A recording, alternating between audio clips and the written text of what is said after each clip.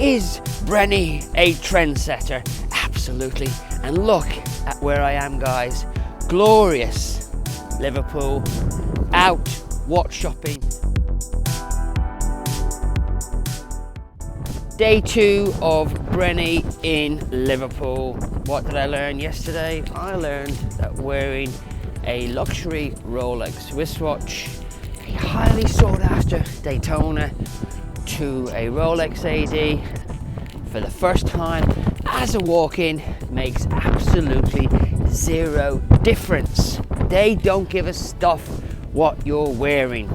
The lists are the lists, and there's no steals available apart from a Explorer 2 black dial, maybe a Polar if you're willing to give a deposit, and an Explorer 36.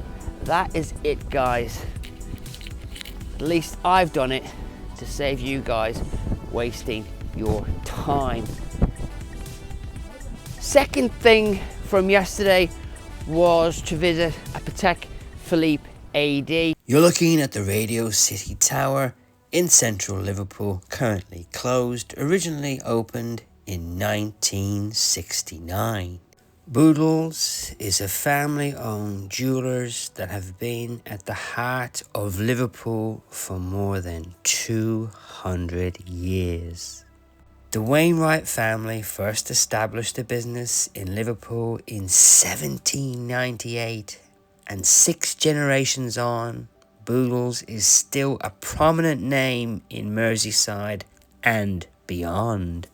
While Boodles has stores across the UK, everything from design to production still takes place in Liverpool, where it all began. The Wainwright family purchased Boodles in 1911 after Mr. Boodle and Mr. Dunthorne both died. The Wainwright family took over, and they've owned it as an independent jewellers since that date. How time moves on, guys. Look at this historic picture taken in 1921 outside of Boodle's house.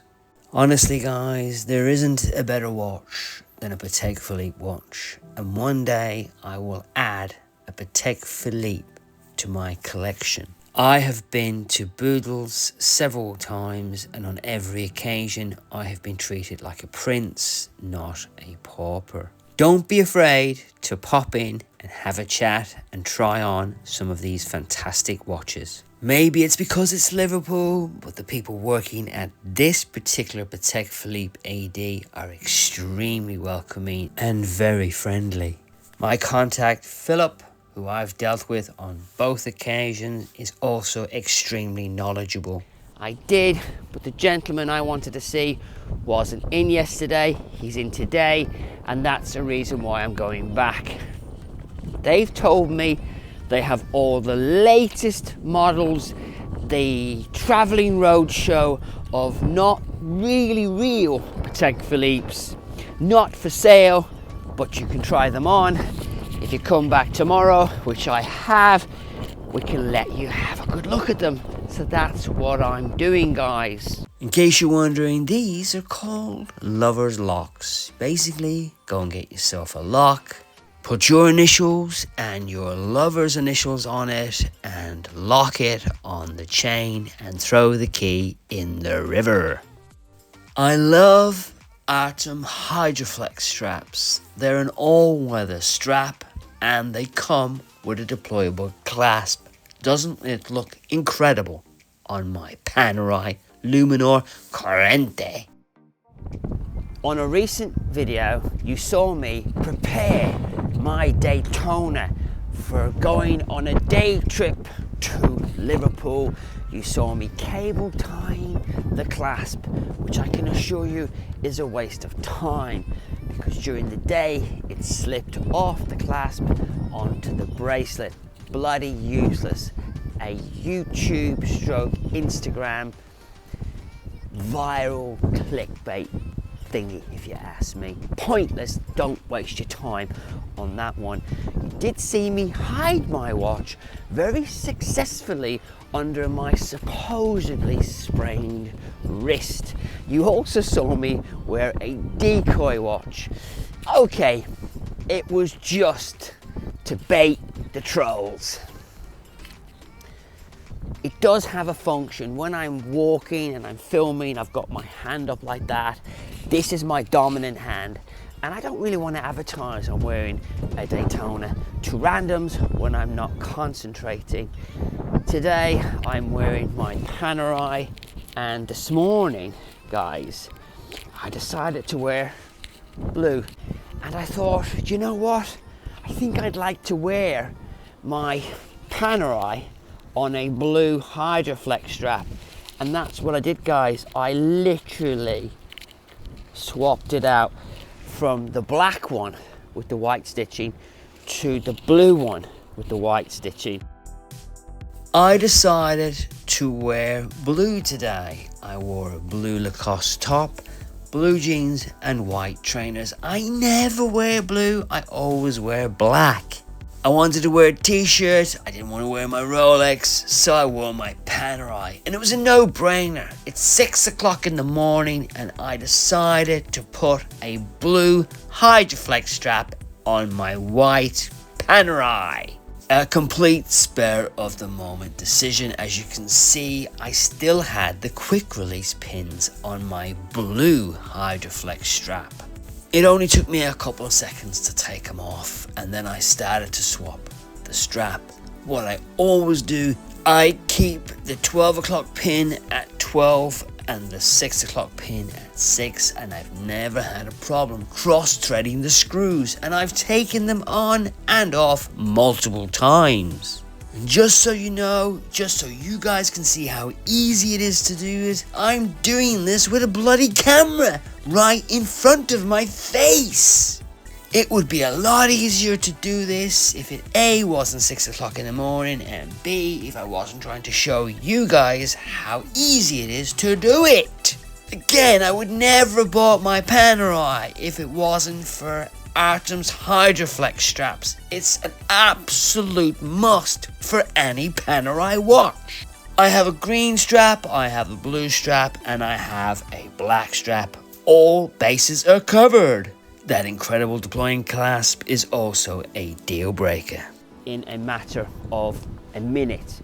Now I'm wearing a matching blue strap with my blue outfit. A lot of the negative Nancys say that these locks are an eyesore and they're also probably causing unnecessary strain on structures, and I kind of agree with them.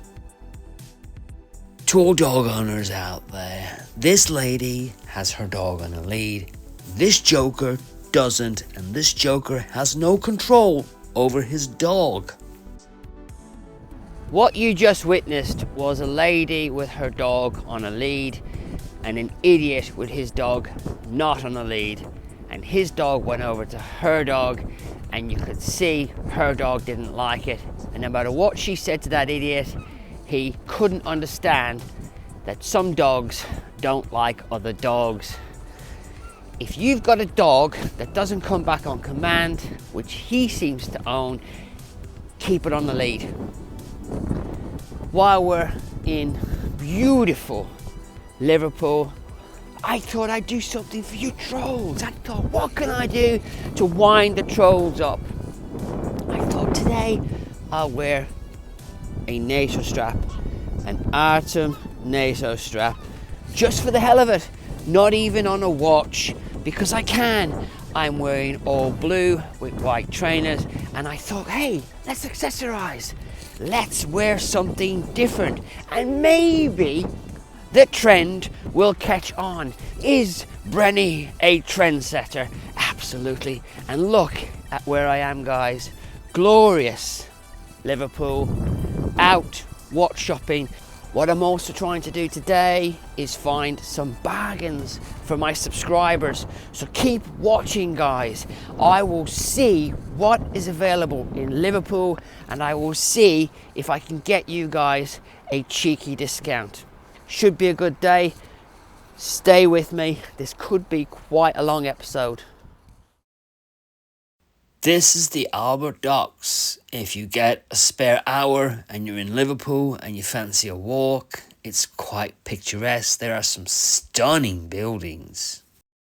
Old Victorian and modern mixed together in kind of a mush. And it works, guys. It just works.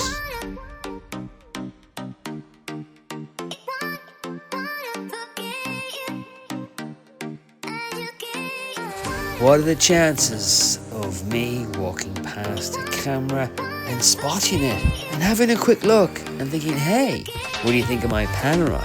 How cool does this watch look? I'm watching you, and off he goes into the sunset. What I'm also hoping to achieve today in Liverpool is maybe find a bargain or two for you guys.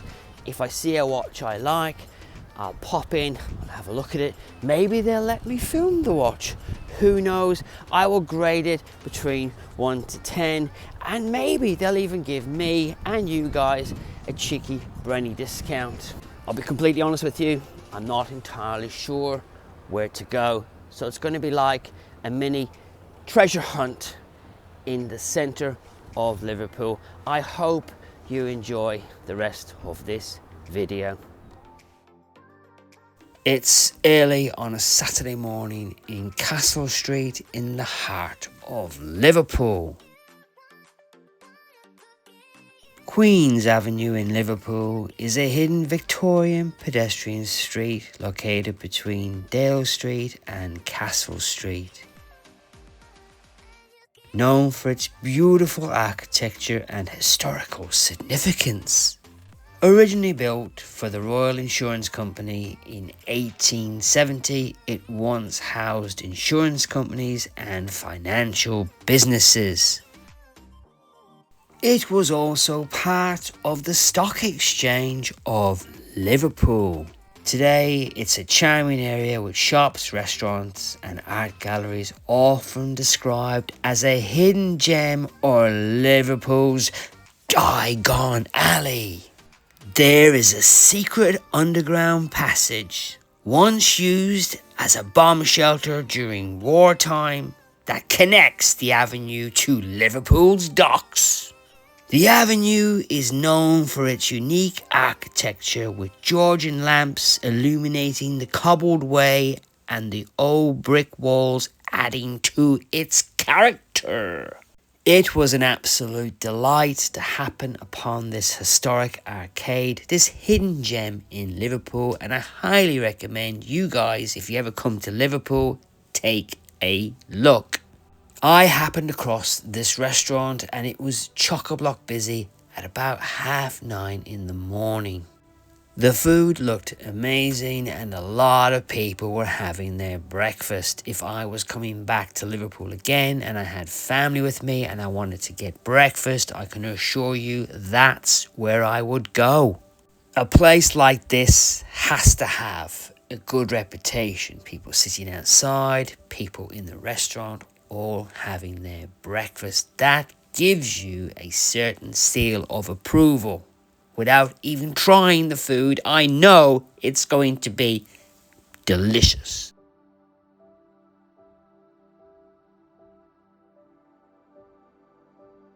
I was in awe of the location, the area. Look at these buildings. I have no idea where I am, and yet look at the architecture. The landscape around me was stunning.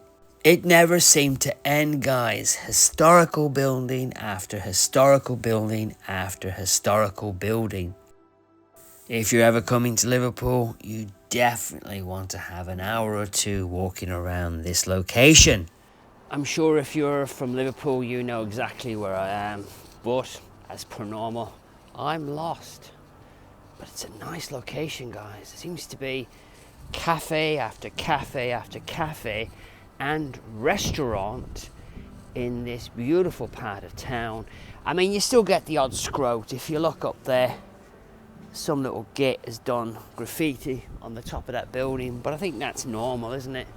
Another thing I'm not impressed with are all these e-bikes. If you have one of those, it's taken off you. It's not legal, right? But they're everywhere, guys. They're there. They're abandoned on the street there. They're abandoned down there. For one thing, they're dangerous. If you're not careful and you get knocked off one of them bikes, you could be killed. I can even see them down there. They are an eyesore. So here's this area here, guys. Castle Street. So if you're coming to central Liverpool and you don't want to eat the junk that you get from all the takeaways, come to Castle Street. Is it Castle Street? Yeah.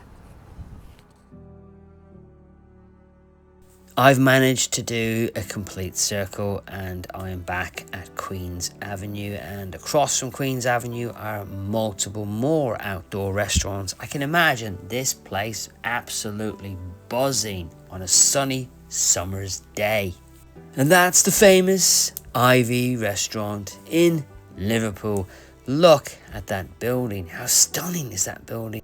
I'm finally panning back to Castle Street, where everybody can have one last look at the beautiful architecture. It's incredible, guys. There are places still in the United Kingdom where you can walk around safely wearing a luxury wristwatch. I walked around yesterday slightly on my guard. Today, don't need to. I'm not wearing a Rolex. However, there is an atmosphere in Liverpool, a more friendly atmosphere.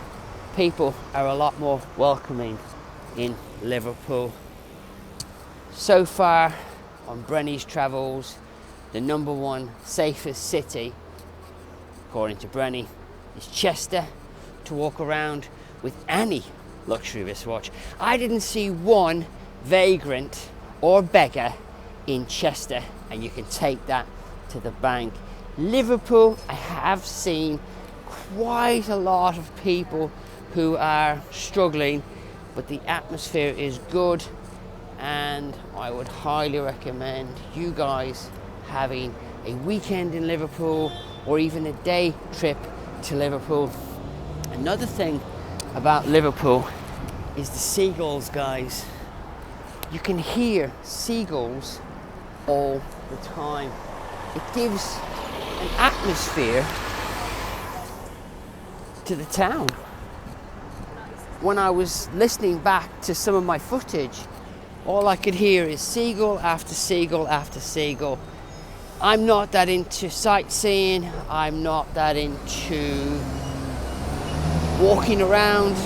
Well, I've just spent an hour walking around central Liverpool, but slightly off the beaten track, and there is a hell of a lot of historical buildings here. I'll just flip the camera around and just show you a random building that I've just happened upon, and you'll understand what I'm saying.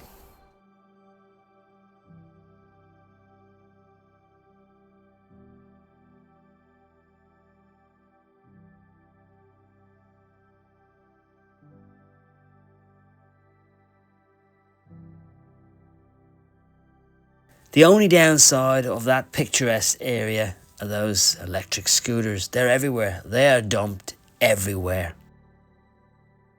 Who the hell wants to ride around an electric scooter? What about walking, guys? What about getting off your fat ass and walking around? Now look at that one, just dumped there on the side of the street for somebody to fall over. It's now time to get back to work. Brenny is on the hunt for a Rolex bargain, and what you're about to see is something very cool, very rare at Milton's in St. John's Shopping Centre in the heart of Liverpool. I popped in and I asked, do you have any pre-owned Rolexes? And they did. They had this little gem of a watch, guys. It's in the right combination. It's a fluted Jubilee and it's £9,199 and it's a August 2021. I'm just leaving St. John Shopping Centre now, and that store is called Milton's, I believe. What are the chances of finding a palm dial in a shop in Liverpool for £9,200? That watch only came in a 36. If it came in a 40, I would have bought that. For fuck's sake. Twat. Twat! That was the cops fucking beeping me. Can you believe it? They did that just to fuck up my video. You've got to see the funny side, though, won't you guys? Right, so, yeah, where was I? Brenny gets arrested in Liverpool for calling cops in an unmarked police car. Right, let's recap. So, yeah, the watch is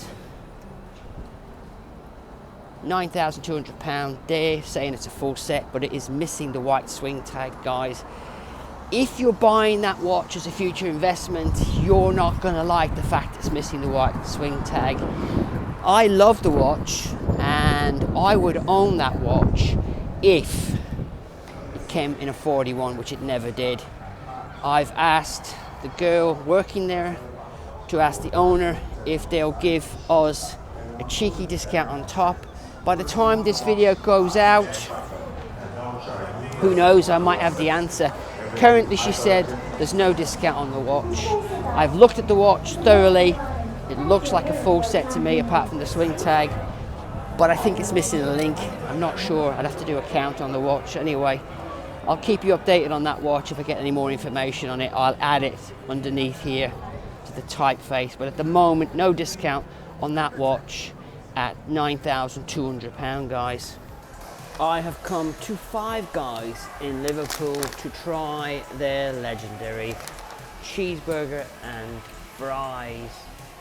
I'm not gonna lie, I've been to Five Guys several times and I kind of know what to expect, but I thought I'd share with you one of my favorite all-time cheeseburgers. I advise you to ask for a small fries because they always top it up by throwing some more fries in the bag. It doesn't cost any more to have all the toppings, so when I go to Five Guys, I have a double cheeseburger with everything on it, and all you do is you say, give me a cheeseburger all the way.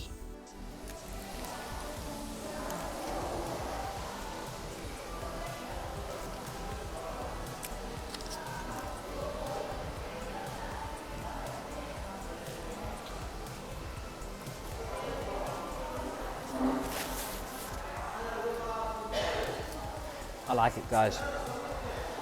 I think if you're ever in a major city and you want to get yourself a burger and fries, really good fries,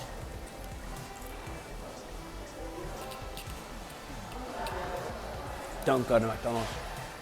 That stuff is crap. Full of crap. Get yourself a decent burger, Five Guys.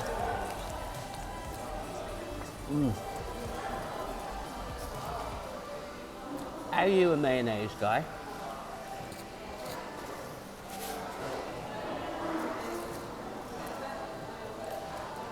Or are you a ketchup guy?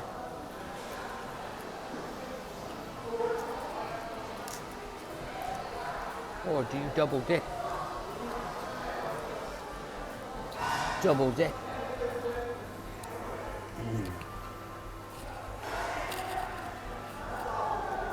I think I'm a mayonnaise guy.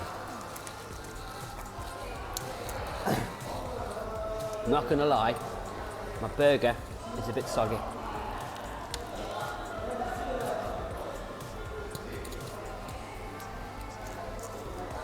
Soggy at the back. See that? Probably because I always have it all the way. I think that means stick everything in there.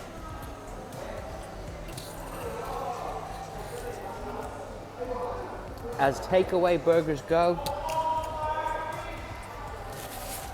I think this is the best.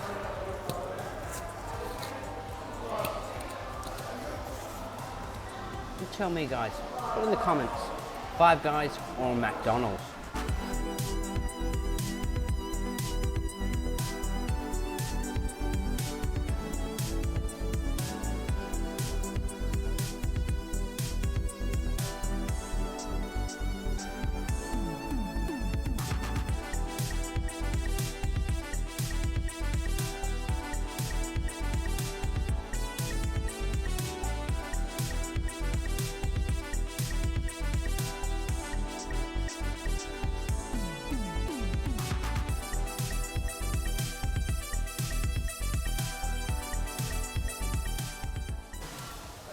I really enjoyed that Five Guys burger and chips. I would score it about an 8 out of 10 on the Brenny burger scale. Not cheap. £14.80 for a burger and chips. This is not my first time to Five Guys, so it must be worth it. Family of 4, 60 quid for a burger and chips with no drinks. You might end up going to McDonald's. Who knows? If you're like me and you're over 50 and you want some junk food but you don't want to put total garbage into your body, you should be eating Five Guys. Day 2 in Liverpool, guys, and I still feel quite safe. There is a hell of a lot of security around and a hell of a lot of police. When I've been to Manchester or Birmingham, I didn't see anyone. What have I achieved today? Not much. It's now 12 o'clock. I've just had my Five Guys and I'm thinking, what should I do next? And I'm going to go for a wander, but I don't have a destination. I don't think I've achieved much yet today. That palm dial though, that's a super good find. I've had a look and I've seen one for £9,750, but they have the white tag. Does that really matter? To a collector, yeah. To somebody who wants to buy the watch, to wear it, doesn't matter. There are people that collect deleted Rolexes, and that's a deleted Rolex. It only existed for 2 years.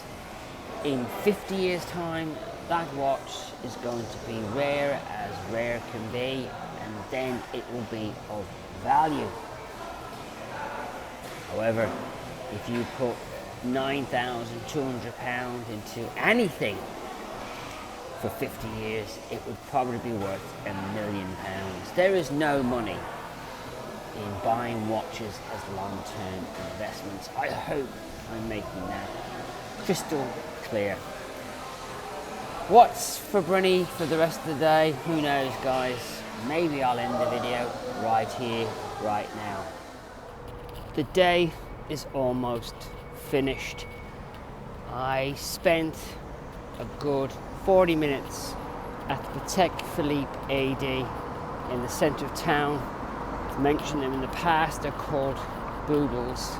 They also have a boutique in Chester, and I was there last week. The upshot of it is I've just seen the latest Patek Philippe Platinum Calatrava. I believe it's a 6196. Absolutely stunning. How you know it's a platinum is it has a little diamond just under the 6 p.m. marker. Stunning watch, stunning watch. My Patek Philippe journey is going to be a private one, guys, so I'm not talking about it on the channel. When I do get my first Patek Philippe watch, I will talk about it after the fact. But that watch is absolutely stunning. You should go and have a look. The staff are really friendly in there, and you'd be surprised what is now available to a walk-in in August of 2025 at a Patek Philippe boutique. They even gave me this issue of the 6-monthly magazine. They get 2 of them a year. If you buy a Patek Philippe watch, you will automatically get this magazine twice a year. I think I've caught the sun, guys. I've been really lazy. I've got an hour to kill, and I've come back to the same donut shop that I ate at yesterday. But this time I'm only having 1 donut. And I went for the Homer.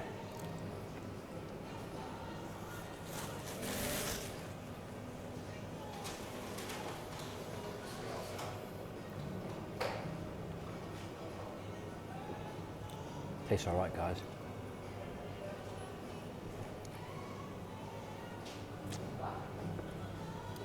I'm right on the riverfront. I could sit outside in the sun, but I chose to sit inside so I could talk to you guys. I definitely recommend Douglas, and I'll tell you why. A cappuccino and a donut, $6.50. Got an hour to kill, which I have. You won't go far wrong. I'll put a link in the description. Obviously, I'm not being paid for this video. They have not paid me in free donuts, that's for sure.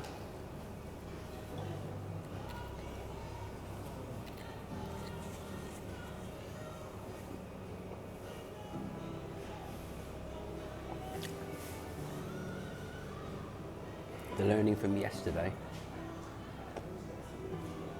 is one donut is enough.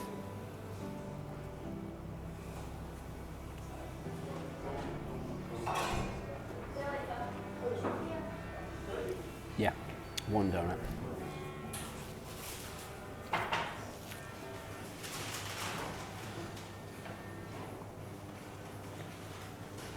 Coffee's very good.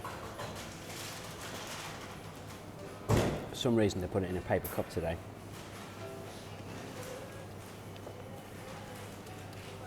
Maybe that saves on washing. You know, I just said one donut is enough.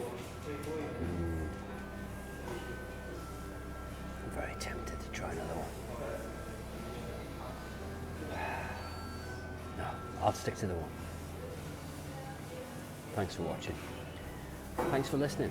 Thanks for your continuous support. If you like what you see, very simple.